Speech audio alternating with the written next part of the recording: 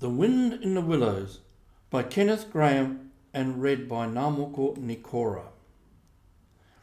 In part 13 of The Wind in the Willows, Rat helps Toad clean up after his adventure and tells him about the wild wooders taking over Toad Hall.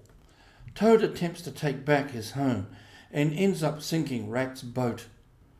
Rat scolds Toad and tells him to wait for Badger and Mole as they sit down to supper. Part 14. Like summer tempests came his tears. Continued. The Rat remembered that poor Toad had been on prison fare for a considerable time and that large allowances had therefore to be made. He followed him to the table accordingly and hospitably encouraged him in his gallant efforts to make up for past privations. They had just finished their meal and resumed their armchairs when there came a heavy knock at the door. Toad was nervous, but the Rat, nodding mysteriously at him, went straight up to the door and opened it. And in walked Mr. Badger. He had all the appearance of one who for some nights had been kept away from home and all its little comforts and conveniences. His shoes were covered with mud, and he was looking very rough and tousled, but then he had never been a very smart man, the Badger at the best of times. He came solemnly up to Toad, shook him by the paw and said, "Welcome home, Toad." Alas, what am I saying? Home indeed. This is a poor homecoming. Unhappy Toad. Then he turned his back on him, sat down to the table, drew his chair up, and helped himself to a large slice of cold pie. Toad was quite alarmed at this very serious and portentous style of greeting, but the Rat whispered to him, "Never mind, don't take any notice, and don't say anything to him just yet. He's always rather low and despondent when he's wanting his victuals. In half an hour's time, he'll be quite a different animal." So they waited in silence, and presently there came another and a lighted knock. The Rat, with a nod to Toad, went to the door and ushered in the Mole, very shabby and unwashed, with bits of hay and straw sticking in his fur. "Hooray! Here's old Toad!" cried the Mole, his face beaming. "Fancy having you back again." And he began to dance round him. "We never dreamt you would turn up so soon. Why, you must have managed to escape. You clever, ingenious, intelligent Toad." The Rat, alarmed, pulled him by the elbow, but it was too late. Toad was puffing and swelling already. "Clever? Oh no," he said. "I'm not really clever, according to my friends. I've only broken out of the strongest prison in England, that's all, and captured a railway train and escaped on it, that's all, and disguised myself and gone about the country humbugging everybody, that's all. Oh no, I'm a stupid fool, I am. I'll tell you one or two of my little adventures, Mole, and you shall judge for yourself." "Well, well," said the Mole, moving towards the supper table. "Supposing you talk while I eat. Not a bite since breakfast. Oh my, oh my." And he sat down and helped himself liberally to cold beef and pickles. Toad straddled on the hearthrug, thrust his paw into his trouser pocket and pulled out a handful of silver. "Look at that," he cried, displaying it. "That's not so bad, is it, for a few minutes' work? And how do you think I done it, Mole? Horse dealing. That's how I done it." "Go on, Toad," said the Mole, immensely interested. "Toad, do be quiet, please," said the rat. "And don't you egg him on, Mole. You know what he is. But please tell us as soon as possible what the position is and what's best to be done now that the toad is back at last." "The position's about as bad as it can be," replied the mole grumpily. "And as for what's to be done, why, blessed if I know. The badger and I have been round and round the place, by night and by day, always the same thing. Sentries posted, everywhere guns poked out at us, stones thrown at us, always an animal on the lookout. And when they see us, my, how they do laugh. That's what annoys me most." "It's a very difficult situation," said the rat, reflecting deeply. "But I think I see now, in the depths of my mind, what Toad really ought to do. I will tell you, he ought to." "No, he oughtn't," shouted the mole, with his mouth full. "Nothing of the sort. You don't understand. What he ought to do is, he ought to." "Well, I shan't do it anyway," cried Toad, getting excited. "I'm not going to be ordered about by you fellows. It's my house we're talking about, and I know exactly what to do, and I'll tell you, I'm going to." By this time, they were all three talking at once, at the top of their voices, and the noise was simply deafening, when a thin, dry voice made itself heard, saying, "Be quiet at once, all of you," and instantly everyone was silent. It was the badger, who, having finished his pie, had turned round in his chair and was looking at them severely. When he saw that he had secured their attention and that they were evidently waiting for him to address them, he turned back to the table again and reached out for the cheese. And so great was the respect commanded by the solid qualities of that admirable animal that not another word was uttered until he had quite finished his repast and brushed the crumbs from his knees. The toad fidgeted a good deal, but the rat held him firmly down. When the badger had quite done, he got up from his seat and stood before the fireplace, reflecting deeply. At last he spoke. "Toad," he said severely, "you bad, troublesome little animal, aren't you ashamed of yourself? What do you think your father, my old friend, would have said if he had been here tonight and had known of all your goings-on?" Toad, who was on the sofa by this time, with his legs up, rolled over on his face, shaken by sobs of contrition. There," went on the badger more kindly. "Never mind. Stop crying. We're going to let bygones be bygones and try and turn over a new leaf. But what the mole says is quite true. The stoats are on guard at every point, and they make the best sentries in the world. It's quite useless to think of attacking the place. They are too strong for us." "Then it's all over," sobbed the toad, crying into the sofa cushions. "I shall go and enlist for a soldier and never see my dear Toad Hall any more." "Come, cheer up, Toady," said the badger. "There are more ways of getting back a place than taking it by storm. I haven't said my last word yet. Now, I'm going to tell you a great secret." Toad sat up slowly and dried his eyes. Secrets had an immense attraction for him because he never could keep one, and he enjoyed the sort of unhallowed thrill he experienced when he went and told another animal after having faithfully promised not to.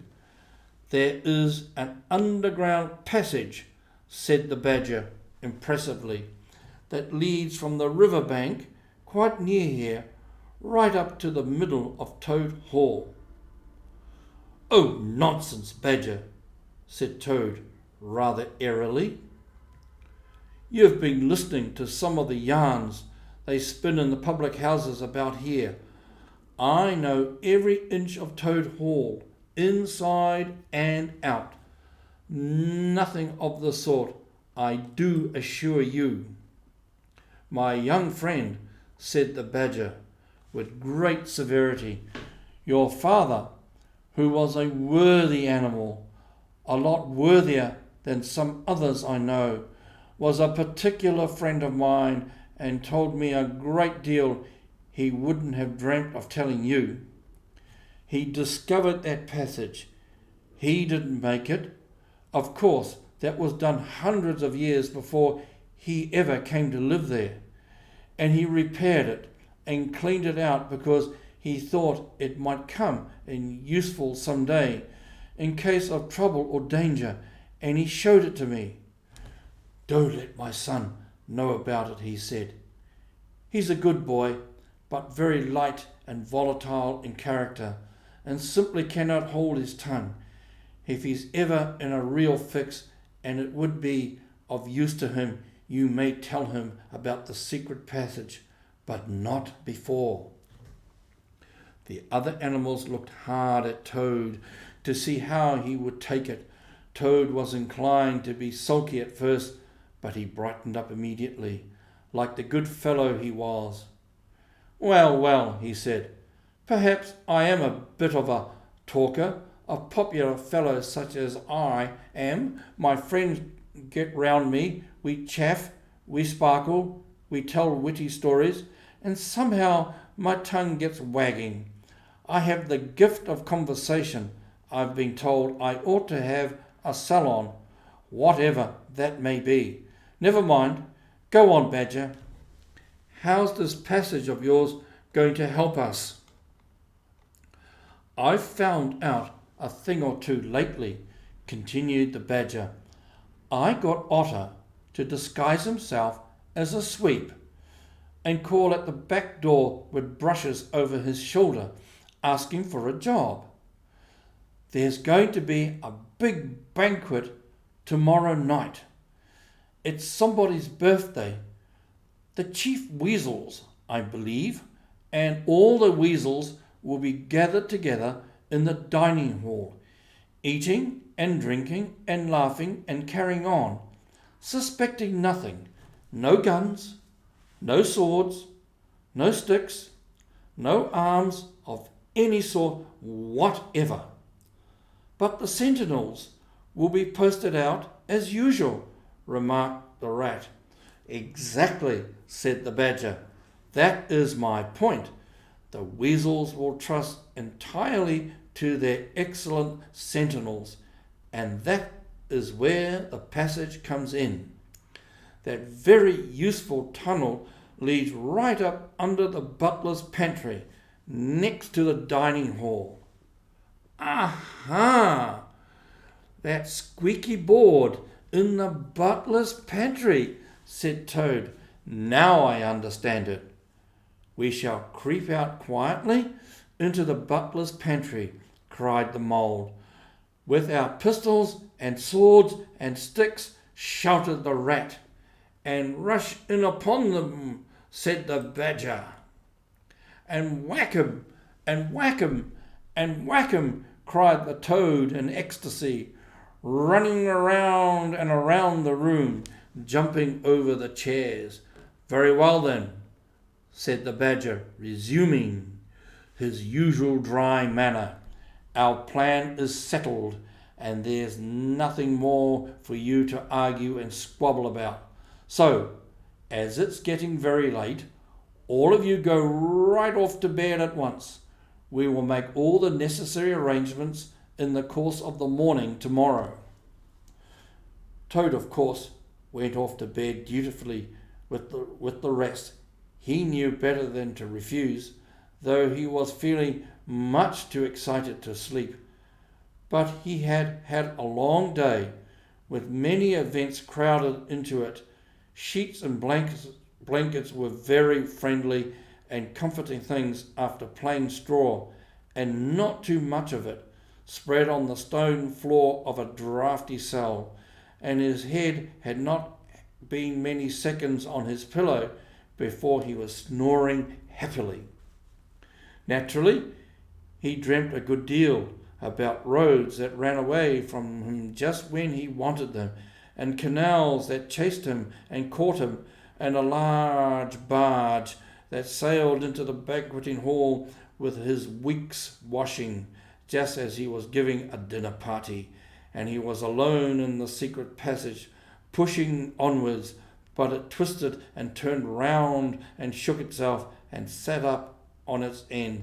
Yet somehow, at the last, he found himself back in Toad Hall, safe and triumphant, with all his friends gathered round him, earnestly assuring him that he really was a clever toad. He slept till a late hour the next morning, and by the time he got down, he found that the other animals had finished their breakfast some time before. The mole had slipped off somewhere by himself without telling anyone where he was going to. The badger sat in the armchair, reading the paper, not concerning himself in the slightest about what was going to happen the very evening. The rat, on the other hand, was running round the room busily, with his arms full of weapons of every kind, distributing them in 4 little heaps on the floor, and saying excitedly under his breath as he ran, "Here's a sword for the rat, here's a sword for the mole, here's a sword for the toad, here's a sword for the badger, here's a pistol for the rat, here's a pistol for the mole, here's a pistol for the toad, here's a pistol for the badger," and so on, in a regular, rhythmical way, while the 4 little heaps grew and grew. "That's all very well, Rat," said the badger, presently looking at the busy little animal over the edge of his newspaper. "I'm not blaming you, but just let us once get past the Stoats with those detestable guns of theirs, and I assure you we shan't want any swords or pistols. We 4, with our sticks, once we're inside the dining hall, why, we shall clear the floor of all the lot of them in 5 minutes. I'd have done the whole thing by myself, only I didn't want to deprive you fellows of the fun." "It's as well to be on the safe side," said the rat reflectively, polishing a pistol barrel on his sleeve and looking along it. The toad, having finished his breakfast, picked up a stout stick, swung it vigorously, belabouring imaginary animals. "I'll learn 'em to steal my house," he cried. "I'll learn 'em, I'll learn 'em." "Don't say learn 'em, Toad," said the rat, greatly shocked. "It's not good English." "What are you always nagging at Toad for?" inquired the badger, rather peevishly. "What's the matter with his English? It's the same what I use myself, and if it's good enough for me, it ought to be good enough for you." "I'm very sorry," said the rat humbly, "only I think it ought to be teach 'em, not learn 'em." "But we don't want to teach 'em," replied the badger. "We want to learn 'em, learn 'em, learn 'em, and what's more, we're going to do it too." Oh, very well. Have it your own way, said the rat. He was getting rather muddled about it himself, and presently he retired into a corner where he could be heard muttering, "Learn 'em, teach 'em, learn 'em," till the badger told him rather sharply to leave off. Presently the mole came tumbling into the room, evidently very pleased with himself. "I've been having such fun," he began at once. "I've been getting a rise out of the stoats." "I hope you've been very careful, Mole," said the rat anxiously. "I should hope so, too," said the mole confidently. "I got the idea when I went into the kitchen to see about Toad's breakfast being kept hot for him. I found that old washerwoman's dress that he came home in yesterday, hanging on a towel horse before the fire. So I put it on, and the bonnet as well, and the shawl, and off I went to Toad Hall, as bold as you pleased.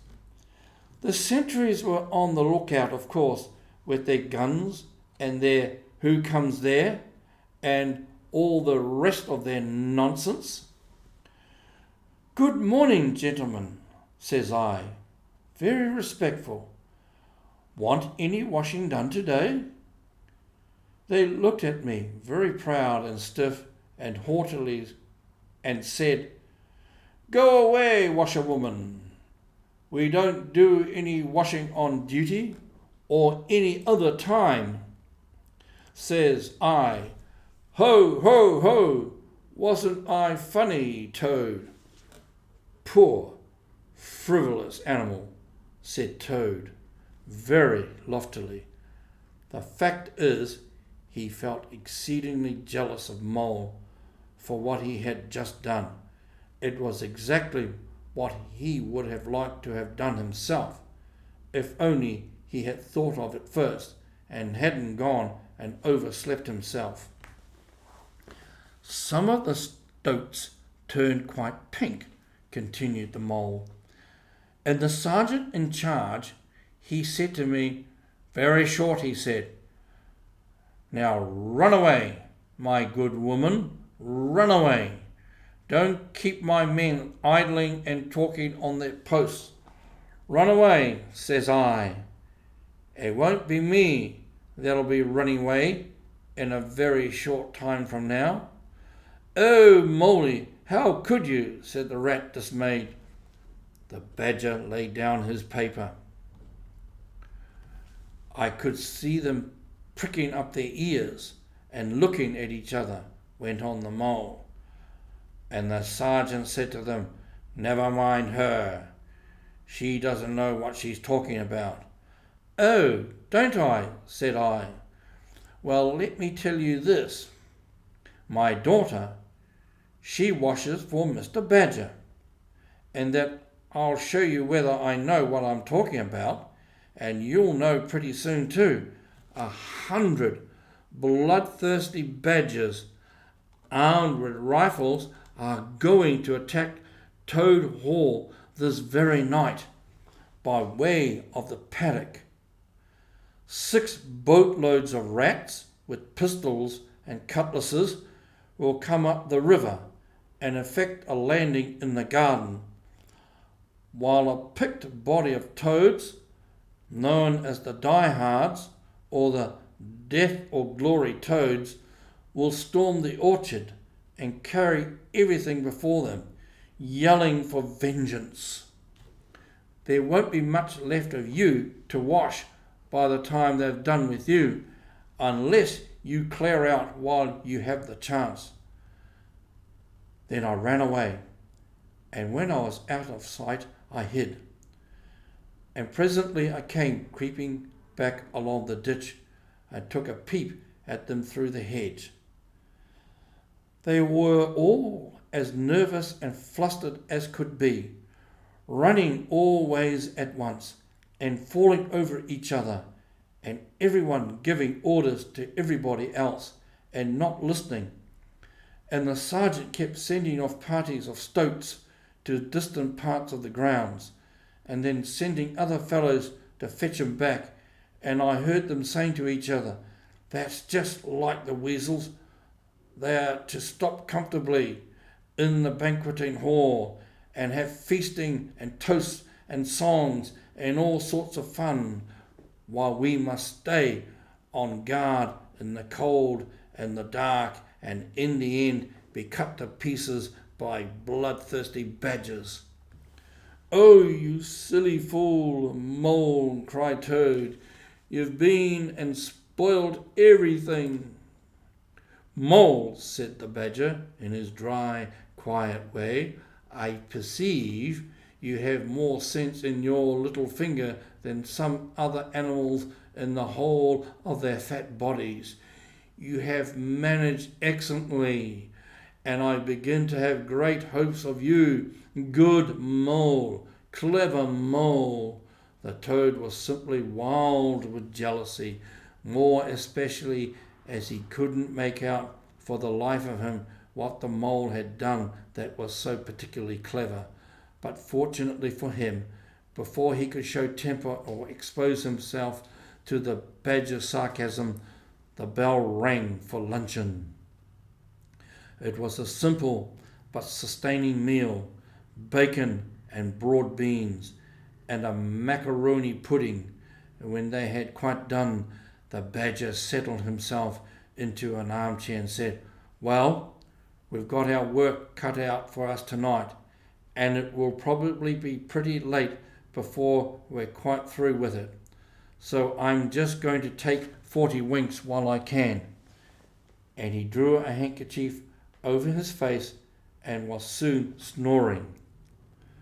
The anxious and laborious Rat at once resumed his preparations and started running between his 4 little heaps, muttering, "Here's a belt for the Rat, here's a belt for the Mole, here's a belt for the Toad, here's a belt for the Badger," and so on, with every fresh accoutrement he produced, to which there seemed really no end.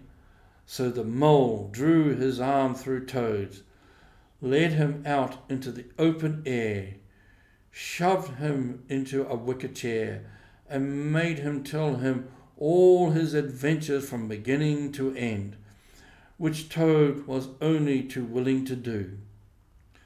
The Mole was a good listener, and Toad, with no one to check his statements or to criticise in an unfriendly spirit, rather let himself go. Indeed, much that he related belonged more properly to the category of what might have happened had I only thought of it instead of 10 minutes afterwards.